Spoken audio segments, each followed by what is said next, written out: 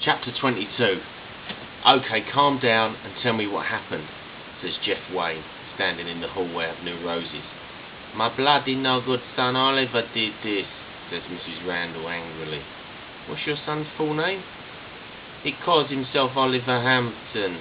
He worked for that bloody crook Harry Clipstone. Jeff's drawer drops open. There's someone down in the back garden, says P.C. Bennett. Solis sees the back door open and a copper walking towards him. He is still seeing double. He tries to stand and make his escape, but falls back, cursing. What were your guests driving? Asks Jeff, knowing that he's got to act fast. I didn't see, no. Did your son give chase in a vehicle? Didn't see, no. Jeff looks at the couple of hotel guests who are comforting Mrs. Randall. Did you see what anyone involved in this incident was driving? The man nods. They were in a light blue minibus. The others were in a BMW. I think it was silver. Jeff reaches for his radio. Thank you, madam. Bravo Tango Alpha at dispatch. We need to deploy the armed response unit. Take this turn off for the motorway, says Phil. Jesus Christ, what a fucking mess this is. What am I going to tell Julie? We've got bigger problems at the moment, brother, says Pilchard, shaking his head. Are them bastards still following us? I can't see them, says Ryan. I think we've lost them. Are we safe back home, says Phil. I mean, they could send people after us. They could turn up at the wedding. Pilchard laughs. They wouldn't know where we lived. Well, what about the register at the hotel? We all wrote our names and addresses in that. If they get hold of that, we're fucked. They won't get hold of the register, says Glenn, hoping Phil is wrong. Phil turns to face him. How do you know? How do you know that we ain't going to get hunted down like fucking dogs? Fucking hell, this is Ryan. What are we going to do? Oliver Hampton watches the needle hit 90. He can see their van in the distance. He overtakes recklessly, narrowly missing an oncoming taxi. Fuck, fuck, fuck, they're behind us, screams Jason. Pilchard looks over his shoulder in time to see the BMW gaining on them. He accelerates, hoping that the road is clear ahead. Suddenly, the engine cuts out. Fucking hell, we've stalled, yells Pilchard as the van loses momentum. Glenn looks out of the window to see the BMW about to ram them from behind. Look out! The impact shunts the van across 3 lanes into the hard shoulder. Pilchard tries to keep control, but the van grinds against the crash barrier, sending sparks flying in all directions. There's an eerie silence as the van grinds to a halt and the BMW screeches to a halt behind them. They are completely blocking one lane of traffic, immediately creating a bottleneck. Horns sound and headlights flash. Glenn looks down at the rusty fire extinguisher mounted under the seat in front. He rips off the straps and grabs it. There's only 2 of them, rallies Pilchard. There's 9 of us. Let's end this now. Harry Clipstone jumps out and runs over to the van. You fucking killed my son, he screams, reaching into his jacket. Hampton appears next to him, roaring like an animal. Arm yourselves with beer bottles, shouts Glenn as he slides open the van door and jumps out into the cold night air, followed by the others, their eyes wide with terror. A Corsa is stuck behind them, indicating to move into the other lane. Time suddenly slows again. Everybody is in motion, either running into the fray or trying to escape. A beer bottle hits Hampton on the side of the head. He stumbles and crashes into Clipstone, knocking him onto the bonnet of the BMW. Hampton gets unsteadily to his feet and rushes towards them. I'll fucking kill you all! He lunges at Marcus, but trips.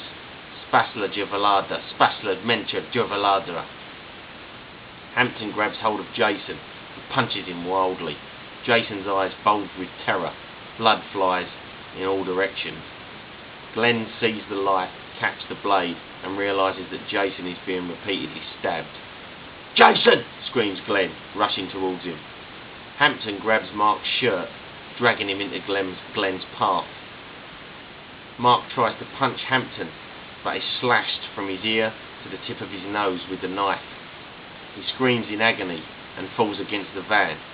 Hampton looks at Glenn like a man possessed. Traffic speeds past, inches away from them. Glenn hits him in the face with the butt of the fire extinguisher. Hampton slashing wildly with the knife. Glenn sidesteps the blade and hits him again on the side of the head with the extinguisher, dropping him to one knee. Jason is slumped on the ground, convulsing, bleeding heavily from a series of puncture marks, the colour draining from his body. Glenn smashes Hampton again. The knife drops out of his hand. A car horn sounds, and Hampton is illuminated in the vehicle's full beam as he staggers, disorientated, into the path of a furniture truck.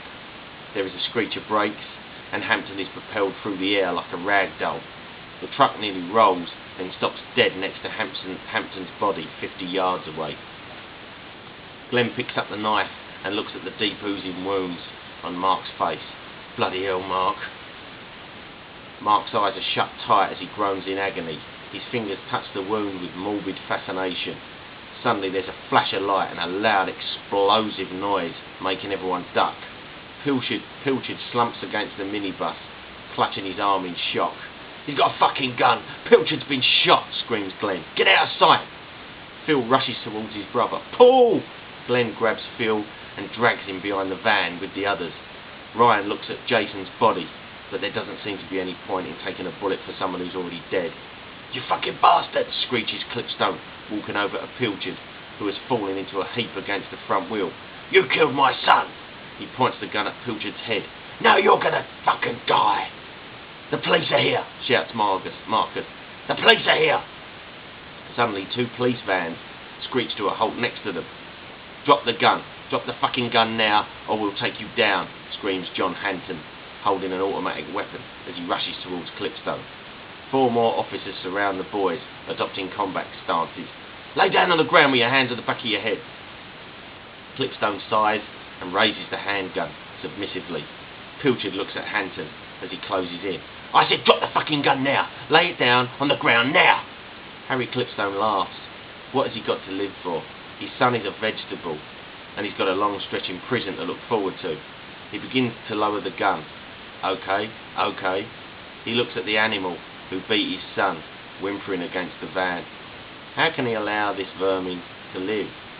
He looks at Hampton, who continues to bark orders at him.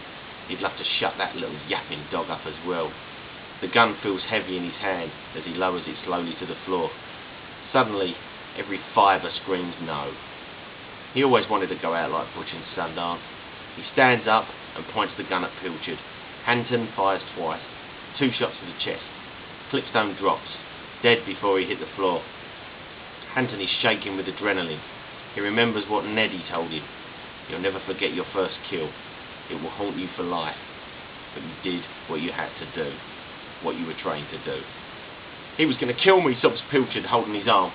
"I owe you a beer."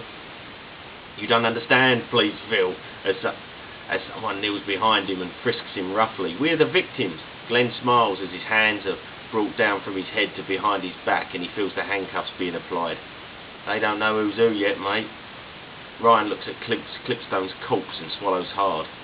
This is totally surreal. What the fuck just happened?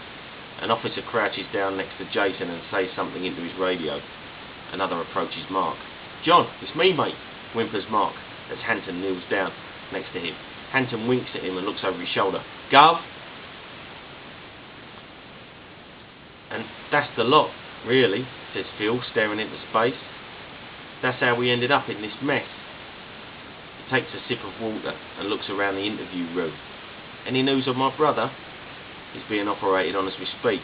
Expected to make a full recovery," says Inspector Bass. "What about Jason Lew?"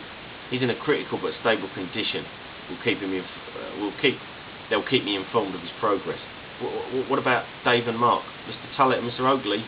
"They're also at the hospital receiving treatment. Will they be alright?" "I don't think their injuries were life-threatening." "No, I mean, are they protected from further attack?" "They're under armed guard." "Oh." Phil's mobile vibrates in his pocket. "Can I get this? It's my future wife." Inspector Bass nods. Her shrill voice fills his head. "Hello, Phil, babe. You having a good time?" He takes a sharp intake of breath. "Not really. There's been a spot of bother." The end.